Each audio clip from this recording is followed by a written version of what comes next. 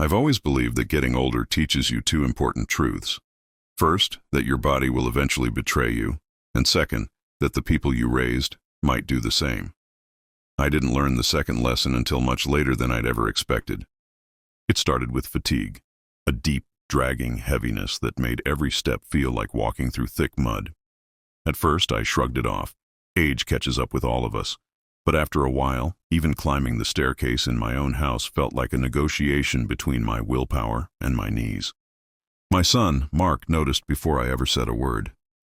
He lives 30 minutes away, but he suddenly began visiting more, calling more, checking in with an attentiveness that, at the time, I mistook for care.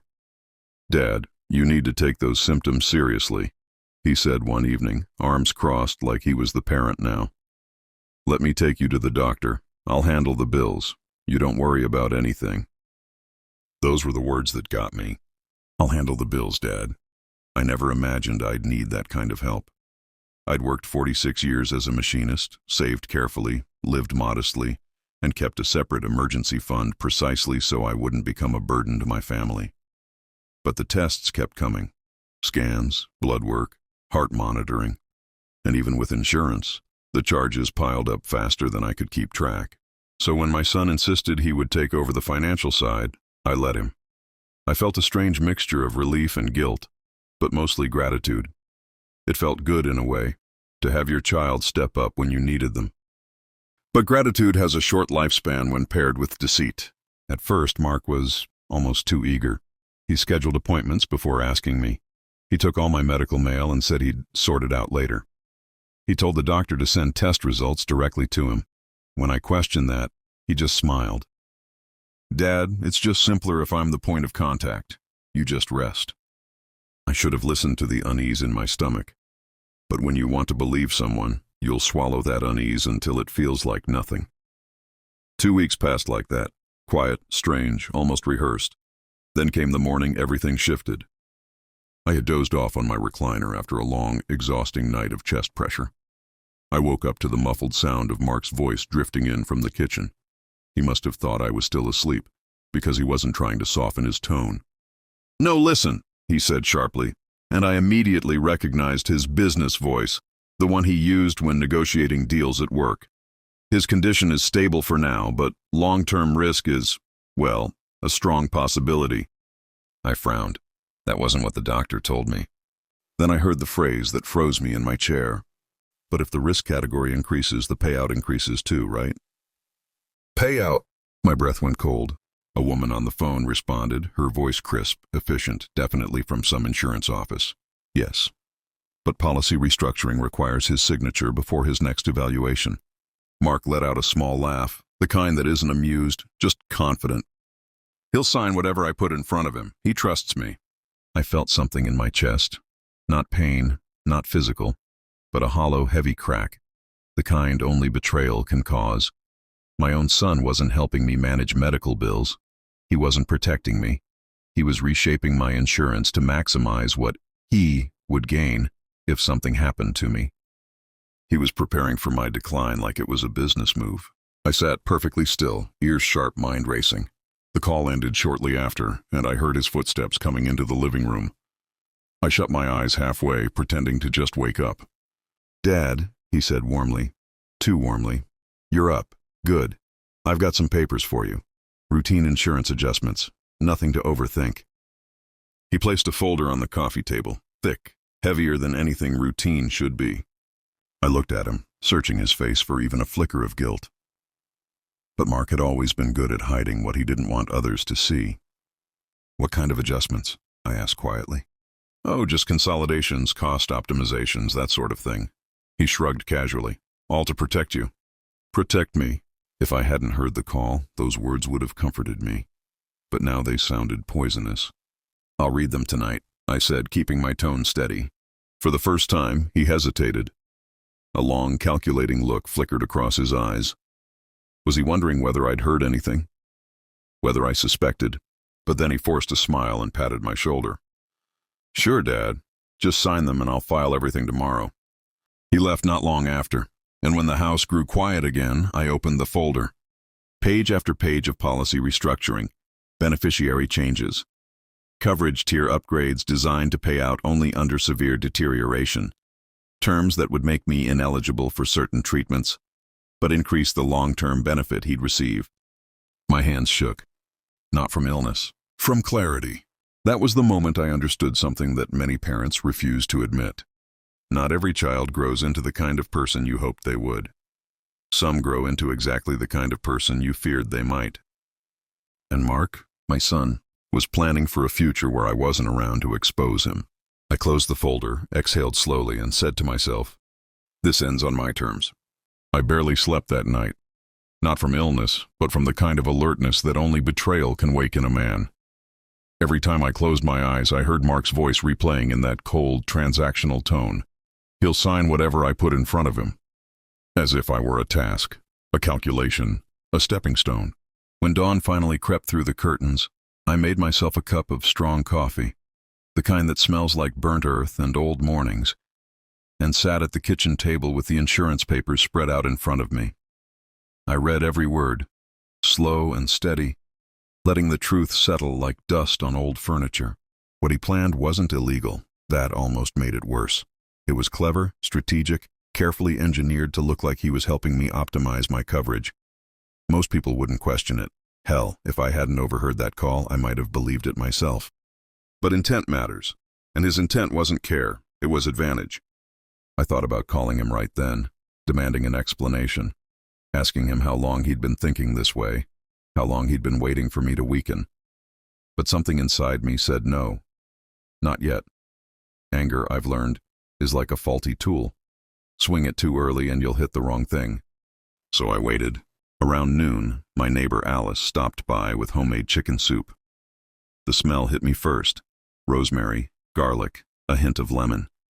She's one of those women who walks into a house and immediately notices what's been disturbed, even if you put everything back in place. Her eyes went straight to the papers on the table. "Insurance stuff?" she asked. "Something like that." She tilted her head. "You look tired, Harry, and not in the usual heartburn and bad knees way." I almost laughed. Leave it to her to sum it up so neatly. I didn't tell her everything, but I said enough. Enough for her to place a comforting hand on my arm and say the kind of quiet truth that only comes from someone who's seen too much life. Sometimes the hardest part of getting older isn't losing your strength. It's realizing who truly stands with you when you've lost it. Her words settled in me like a stone in water, heavy but honest. Later that evening, Mark called. "Dad, did you sign those forms yet?" His tone was casual but rushed, like he was juggling more than one plan at once. "No," I said, "not yet." A beat of silence.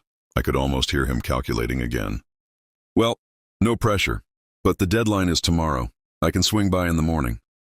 "Sure," I said. "Come early." He sounded pleased. That bothered me more than it should have. When the call ended, I sat there for a long time, staring at the wall. I could have played it safe, refused outright, confronted him, told him to stay away from my paperwork. But something deeper in me whispered that this was a crossroads moment. One of those points in life where you either shrink or stand up straighter. I had been a lot of things in my life. A machinist, a father, a husband, a man who worked double shifts to keep food on the table. I wasn't about to become a pawn in my own son's financial planning. So I made a decision. Mark arrived the next morning wearing that confident smile of his, the one he uses during presentations. He set his briefcase on the table as if he were about to pitch a clean business deal. "Morning, Dad. You ready to sign?" "I brought the revised versions too, just to make it easier for you." I didn't answer right away. Instead, I made us coffee. Slow, deliberate. I handed him a mug and watched him check his watch twice in the span of a minute. "You're in a hurry," I finally said. "Busy day at work," he replied. "But I wanted to prioritize this. It's important." Important to him, maybe. To me, it was something else entirely. I sat down, folded my hands, and looked him straight in the eye. Years of being a father had taught me that sometimes silence says more than a speech. He shifted in his seat. That was new. Mark wasn't the shifting type. "Dad, are you okay?" he asked. "I'm fine," I said, "but I'm wondering something." "What's that?" "How long have you been planning to restructure my policies?" His jaw tightened for just a fraction of a second. A small movement, but I caught it. A man's truth is often in the things he tries not to show. It's not planning, he said. It's just preparation for your long-term stability. Long-term stability, I repeated slowly. Funny phrase that. He exhaled, annoyed now. Dad, I don't know what's going through your head, but I'm trying to help. These papers are standard. Everyone does this. No, I said softly, not everyone. He looked at me, searching for how much I knew. I kept my expression steady, calm, unreadable, as if I were the one negotiating. Mark, I said finally, I heard your call. His face drained of color, not dramatically, not like in movies, but subtly. His posture tightened, his shoulders stiffened, his lips pressed into a hard line. He didn't ask, which call? He already knew. Dad, you're misunderstanding. No, I cut him off. I understand perfectly. A long silence filled the room. You could hear the hum of the refrigerator, the creak of the chair under him, the soft tick of the kitchen clock. Life going on even when trust wasn't. Finally, I leaned back and took a slow sip of coffee. You came here expecting my signature, I said quietly, but you're going to leave with something else. He swallowed. What? The truth, I said, and the first piece is this. I won't be signing anything today. He blinked, caught between frustration and fear. But I wasn't finished. And the second piece, I continued, is that I know exactly what you were trying to do. I'm old, Mark, not blind, not stupid, not dead yet. His mouth opened, but no sound came out. He didn't expect resistance. He didn't expect clarity. He didn't expect me. And in that moment, I realized something. This wasn't just about insurance. It was about how he saw me, whether I was still a man or already a fading opportunity. I placed my hand on the folder, sliding it across the table toward him. Take it, I said, and take a good look at yourself while you're at it. He didn't move. Not yet. But something in his eyes flickered. Fear, anger, shame, maybe all three. Whatever it was, the real conflict had just begun. Mark sat there staring at the folder like it was a puzzle too complicated for him to solve. His lips moved, but no words came out. I poured another cup of coffee, the rich, earthy smell filling the kitchen, and leaned back in my chair. It's funny how the simplest things can feel like victory when your trust has been trampled. You think you're clever, I said, finally breaking the silence. My voice was calm, almost too calm, like I'd been rehearsing it for years. But there's a difference between clever and moral. You forgot that along the way. He flinched, like the words had struck him in the chest, but he didn't leave. He probably thought I'd explode, yell, or throw the folder across the room. I didn't. I never had to raise my voice for him to feel the weight of what he'd done. You promised you'd handle my medical bills, I continued. And you did, just not in the way I expected. You weren't helping. You were plotting. His eyes darted to the papers on the table. Dad, you don't understand. I understand perfectly, I interrupted. I heard the call, every word, payout, long-term risk. He'll sign whatever I put in front of him.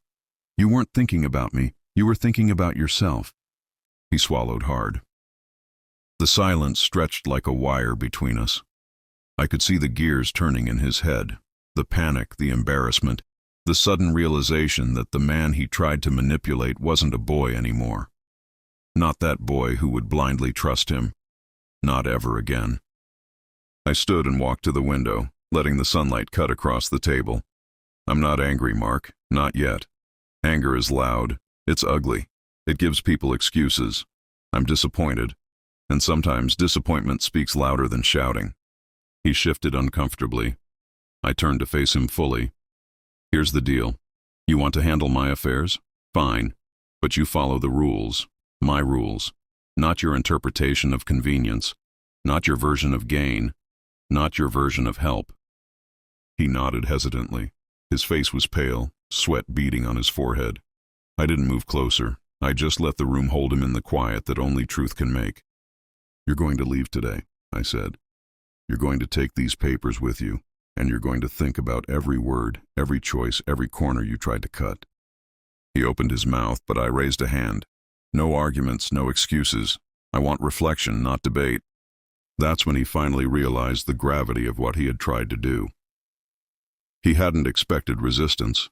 He hadn't expected a father who could see through his schemes and still keep his composure. And that realization hit harder than any argument I could have thrown. He stood, gathering the papers with shaky hands, crumpling the edges as if the physical act could erase his guilt. I watched him, my chest tight but steady. I could smell the faint cologne he always wore, too sharp, too synthetic, like the man he was trying to be rather than the boy he grew from. "Dad, he began, voice cracking. "I didn't mean, I thought—" "Don't speak," I said softly, yet every word carried the weight of decades. Actions speak louder than your excuses. You can leave the folder, the words, the schemes, but not the lesson. That you cannot treat people like property. That includes your own father. He froze. For a moment, he looked like he might crumble entirely. I didn't smile. I didn't gloat. I just let him feel the weight of what he had tried to do. Finally, he muttered a half-hearted apology. One of those apologies that acknowledges the outcome without understanding the damage. And then he left. The door closed behind him with a faint click that sounded like the closing of a chapter. I sat back down, sipping my coffee slowly. The taste was bitter and warm, grounding me. I thought about the folder, the call, and the look on his face. For a man who believed he could manipulate me, he learned something that day. You never underestimate the quiet, the measured, the patient, the man who knows he has nothing to prove to anyone but himself. Later that evening, I called my daughter. Her voice came hesitant on the line, but I could hear the worry she carried about her brother. I didn't scold. I didn't yell. I simply told her the truth. "Mark tried to manipulate my insurance," I said. "I heard the call. I know exactly what he planned, but I handled it. Calmly. I'm fine." Her silence was long, filled with that mixture of fear, guilt, and relief that children often feel when they realize their parents aren't invincible, but they are still in charge. "Dad, I'm sorry," she whispered. "I didn't know. I should have—" "Don't blame yourself," I said. "This isn't about guilt. It's about knowing who you can trust and how to handle it when trust is broken. Mark will learn, and you'll help him. But right now, I'm okay. Stronger than he thinks." I hung up, looking out the window at the forest behind the house. The air was crisp, the pines rustling, the evening quiet and watchful. Life has a way of showing you the people who matter, and the ones who are willing to test the boundaries you've spent a lifetime building. I poured another cup of coffee, letting the steam curl into the cool air, and realized something simple. I didn't need to shout. I didn't need to scream. I didn't need to be loud or dramatic. Silence, clarity, and the quiet application of truth had done what anger never could. Mark would think twice now, and for the first time in weeks I felt a sense of calm settle over me. Because sometimes the strongest revenge isn't in the noise you make, but in the quiet way you reclaim your dignity. The next morning, I woke earlier than usual. The kind of early where the forest is still holding its breath and the mist curls around the trees like it's hiding secrets from the world. I brewed my coffee and sat at the kitchen table, looking at the folder Mark had left the day before. I didn't touch it. I didn't need to. The truth had already done its work, but I knew he would come back. He always does. He believes persistence is strength, that repetition is persuasion. He doesn't understand the subtle power of patience, of quiet control, the kind that doesn't roar but builds like a slow, unstoppable current. And I had a surprise ready. It wasn't dramatic. I didn't need it to be. The kind of lesson that sticks doesn't require yelling or humiliation. It just needs clarity and consequence. I moved quietly through the house, checking that everything was in place, leaving small hints of what was coming. Not notes, not threats, but small, deliberate signs that anyone paying attention could notice. By the time Mark arrived, the sun had burned off most of the morning mist. He pulled into the driveway, briefcase in hand, confidence radiating like armor. He probably thought he had the upper hand, that I'd cave, that I'd sign, that I'd be the same man he tried to manipulate yesterday. He stepped onto the porch and froze, just slightly. The subtle changes I had made didn't scream revenge, but they whispered it. The folder he'd left on the coffee table had been moved, a few pages carefully annotated in my handwriting, nothing accusatory, just clarity. Read carefully, understand fully. He followed me into the living room, trying to match my calm demeanor, the same way he always tries to match confidence with performance. But this time, it wouldn't work. "Dad," he started, voice a little less assured than yesterday. I cut him off, holding up a finger. "Let me finish first," I said, smiling faintly. "You need to understand something before we talk about forms, insurance, or payouts. You think this is about money. It's not. It's about respect, honesty, and what it means to be a man." He swallowed hard and shifted on his feet. The forest outside was quiet, almost like it was listening. "I could have reacted," I continued. "Shouted, yelled, exposed everything in front of your mother, your sister, the neighbors. But I didn't. Not because I'm weak, because I'm patient. And patience gives clarity." I gestured toward the folder. "Those papers? They're for you to take. Study them. Reflect on your choices. They're not signed. They're not finalized, and they won't be." Mark's jaw tightened. He glanced at the table, then back at me as if searching for some hidden trap. "Why are you doing this?" he asked finally. "Why not just tell me to leave?" I shook my head slowly. "Because lessons stick longer when you discover them yourself. You'll think twice before you try this again. Not just with me, but with anyone who trusts you." He opened his mouth to argue, then hesitated. I could see the internal struggle, the instinct to dominate, the fear of exposure, and the dawning realization that his father wasn't the naive man he thought I was. I don't know what to say," he muttered. "Not apology, not excuse, just confusion." "Good," I said softly. "Sometimes saying nothing speaks louder than any apology." I moved past him to the window, looking out at the forest. The air smelled of wet pine and something older, something that reminded me of mornings when my own father taught me the value of quiet strength. "Your mother will call," I added. "She'll be concerned. Let her worry. That's not your responsibility. Your responsibility is here, with truth, and you've been given plenty of it." He nodded slowly, like a student realizing the teacher isn't bluffing. The weight of yesterday's call, the folders, the subtle annotations, they all finally landed. And with that, the real lesson began. I left him in the living room and went outside to check the small garden behind the cottage. I rearranged a few things, not dramatically, just enough that if anyone came looking closely, they'd notice. I like to say that small, deliberate actions are the ones that echo the loudest. By the time I returned, Mark was gone. Briefcase empty, confidence cracked, lessons quietly sinking in. Later that evening, I poured another cup of coffee and watched the sun dip behind the ridge. The forest held its usual serenity, undisturbed by the chaos of human greed and ambition. I reflected on the day and realized something important. Revenge isn't always about making people suffer. Sometimes it's about letting them discover the consequences of their own actions, in their own time, in their own way. Mark would remember this. Maybe not immediately, maybe not forever, but enough to understand that I was not a man to manipulate or underestimate. And in that quiet, controlled response, I reclaimed my dignity, my peace, and my space.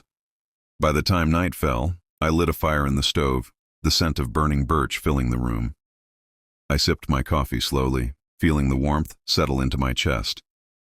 That's when I realized the truth I'd been clinging to for decades. Power isn't in the shouting, the domination, or the control. Power is in patience, clarity, and knowing when to act, and when to let the universe deliver the lesson for you. Sometimes the quietest move is the most devastating. And for Mark, today had been exactly that. The morning after Mark left, the forest was quiet in a way that felt like it had exhaled. I brewed coffee and carried my cup to the porch, letting the steam curl in the crisp air. Birds chirped softly, the pine needles smelled faintly of rain, and for the first time in days, the world felt steady again.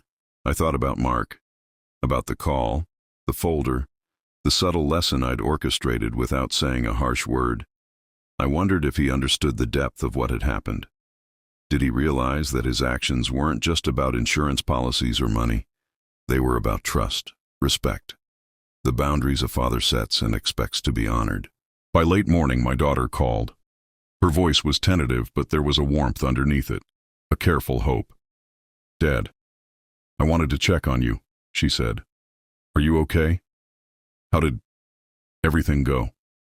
I smiled softly, leaning back in my chair. I'm fine, I said. Better than fine, actually. I feel like I've reclaimed something important. My peace, my dignity. Mark will learn from this, whether he wants to or not. She exhaled audibly.